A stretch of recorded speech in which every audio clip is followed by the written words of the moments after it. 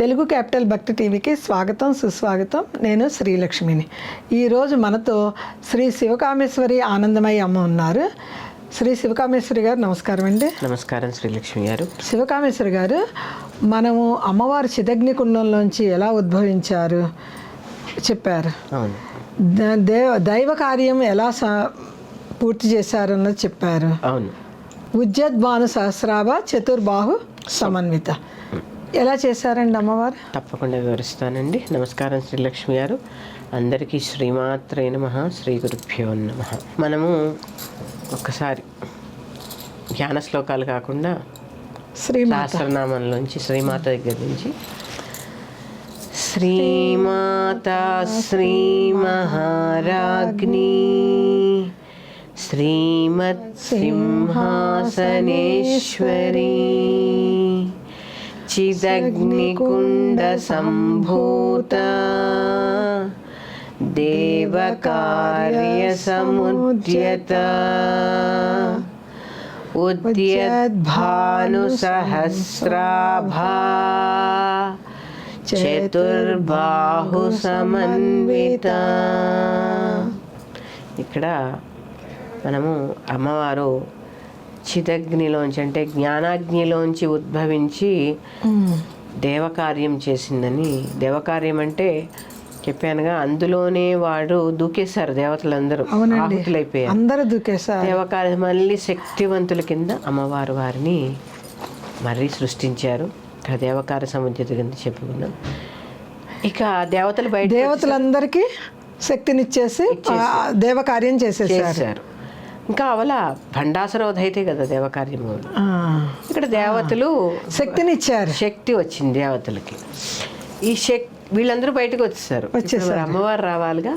అవును కదా. అగ్నిగుండంలోంచి అమ్మవారు ఎలా వస్తోందో ఉద్యద్భాను సహస్రాభ, ఉదయించే 1000 సూర్యుల వలె ప్రకాశిస్తున్న తల్లి. 1000 సూర్యుని వలె. ఇక్కడ మనం తెలుసుకోవాల్సింది ఏంటి తెలుసా అండి? భగవంతుడికి ఆకారము లేదు అని చెప్తోంది ఇక్కడ. నిరాకార స్వరూపిణి ఆకారం దాల్స్తున్నప్పుడు ఎలా ఉంటుంది అని కూడా ఇక్కడ చెప్తున్నారు. అమ్మవారు ఎలా వస్తున్నారు అన్నది. ఉదయిస్తున్న సూర్యులు వంటి కాంతి. ఇక్కడ 1000 అంటే మళ్ళీ చెప్పుకోవాలండి, అనేకము అని చెప్పారు. సహస్రము అంటే సంస్కృతంలో అనంతవాచి. అవునండి. అందుకే పురుష సూక్తంలో మొదట సహస్రశీర్ష పురుష అని చెప్తూ ఉంటారు. అవునండి.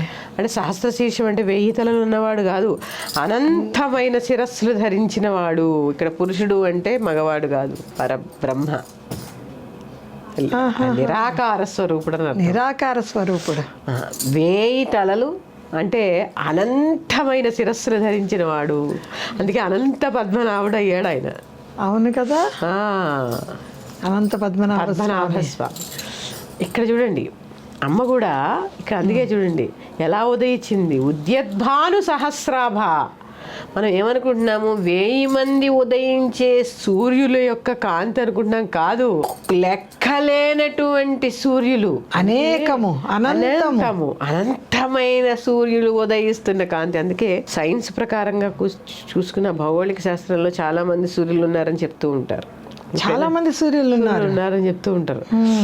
ఈ ఆ సూర్యులు చూడండి, ఎన్ని సూర్యులు, కొన్ని అనంతమైన సూర్యులు ఉదయిస్తున్న తేజస్. అంటే పరబ్రహ్మ యొక్క తేజస్ ఎలా ఉంటుంది అంత ఉంటుంది. అంటే ఇక్కడ అర్థం ఏంటి అంటే, నీ చర్మచక్షువులతోటి నువ్వు పరబ్రహ్మని ఎప్పటికీ తెలుసుకోలేవు. కాంతి చూడగానే కళ్ళు మూసేస్తావు. అవును కదా. అవును, ఒక్క సూర్యుడినే మనం చూడలేము. అలా చూసి వెంటనే కను తిప్పుకోవాల్సి వస్తుంది. అందుకే ఈ ఉద్యద్భాను సహస్రాభాకి సౌందర్యలహరిలో ఒక శ్లోకం ఉంది, చెప్పండి.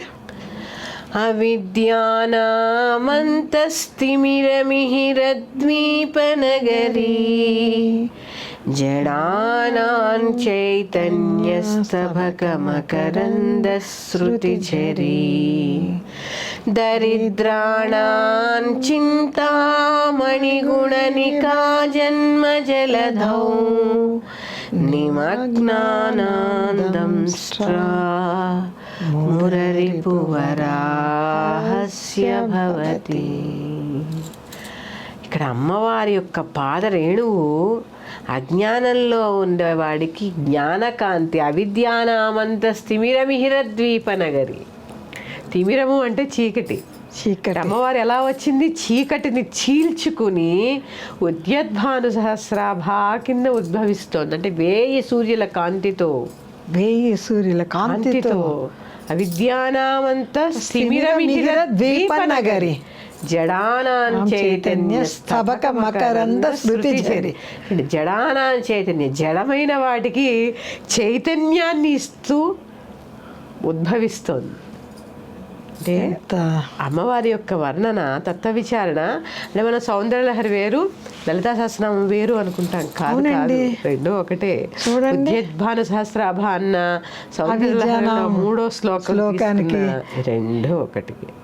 నిజమమ్మా. అక్కడ ఏమైంది చూడండి. అవిద్యానామంత స్థిమిరమిహిర ద్వీపనగరి జడానాం చైతన్య స్తబక మకరంద శృతి జరి దరిద్రాణాం చింతామణి గుణనికా జన్మ జలధౌ.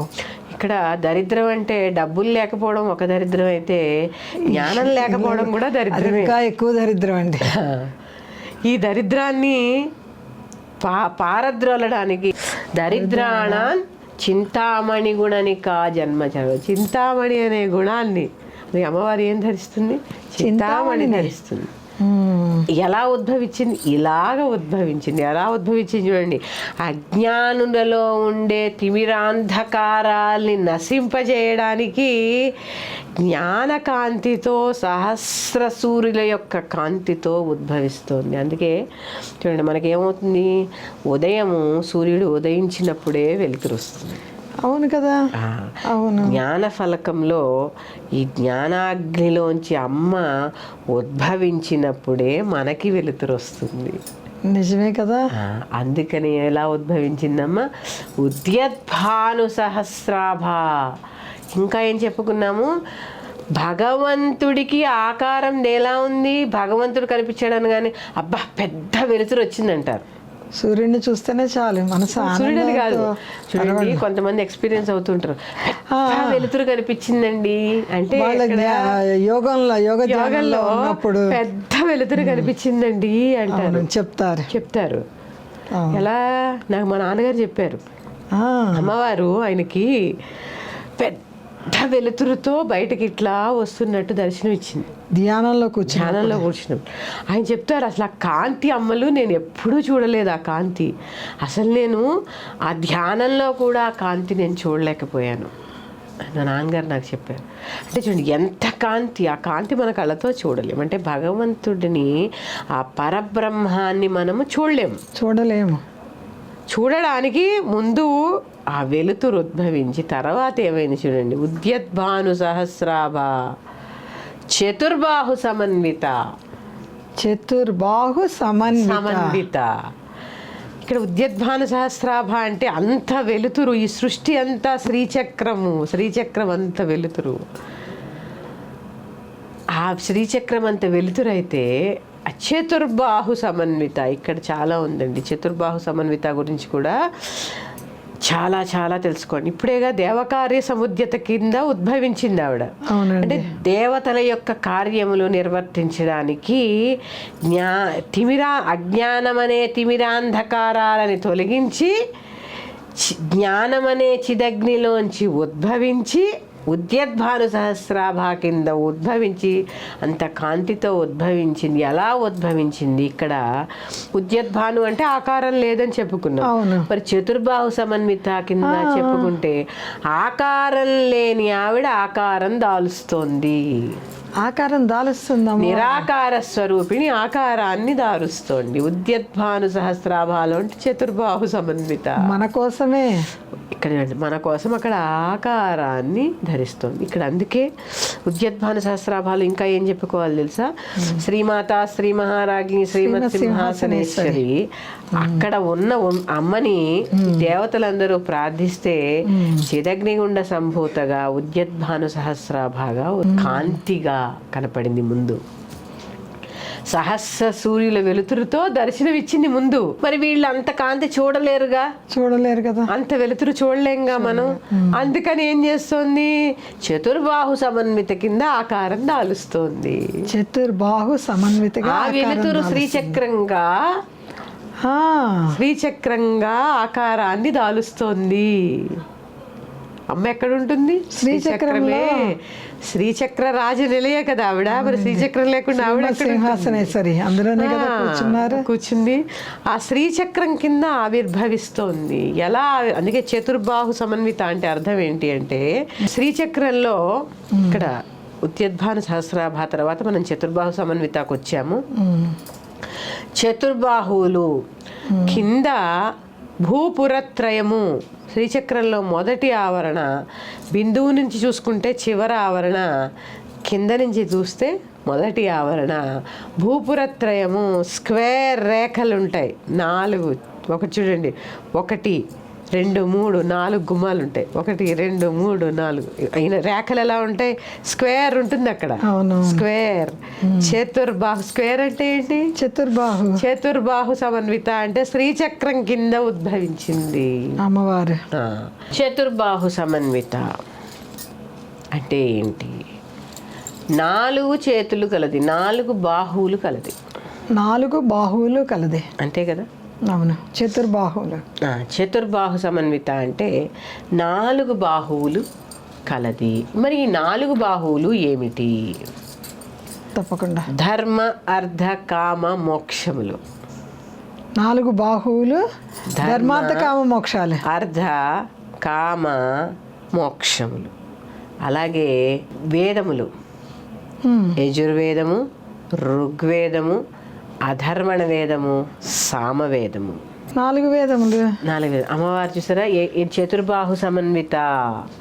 చతుర్బాహు సమన్విత అయిన తల్లి చేతులు ఏంటి, ఆ 4 వేదాలు ఉద్భవించడం అంటే ఏంటి. మరి ఉద్యద్భాను సహస్రాభాలోంచే ఎందుకు చతుర్బాహు సమన్వితలోకి వెళ్ళారు. అవును కదా, అంటే ముందు ఈ కాంతిలోంచి వేదములు పుట్టాయి, ధర్మార్థ కామ మోక్షాలు పుట్టాయి. చాలా ఆశ్చర్యంగా ఉందమ్మా. ఋగ్యజుర్ సామవేదములు. అలాగే ఇక్కడ మనము ఋగ్యజుర్ సామవేదములు తీసుకున్నప్పుడు మహావాక్య చతుష్టయము అని 4 వేదముల నుంచి మనకు 4 వాక్కులు చెప్పారు. ఈ 4 వాక్యములు అమ్మ చేతులతో బాహువులు. ఒకటి తత్వమసి, ఒకటి అహం బ్రహ్మాస్మి, ఇలా 4 వాక్కులు ఉన్నాయి. అవి ఏంటో నేను ప్రేక్షకులకి ఉపనిషత్తుల్లో వాక్యములు క్లుప్తంగా తెలియజేయడానికి నేను ప్రయత్నం చేస్తాను. చతుర్బాహు సమన్విత. చతుర్బాహు సమన్విత అంటే ఋగ్ యజుర్ సామ అధర్వణ వేదములు అని మనం చెప్పుకున్నప్పుడు, ఈ వేదములకి మహావాక్య చతుష్టయము అని ఉంటుంది. అంటే 4 వేదముల నుంచి 4 వాక్కులు. మహావాక్య చతుష్టయము అంటే 4. అవి నెక్స్ట్ ఎపిసోడ్లో చెప్పుకుందాము. శ్రీమాత్రే నమః.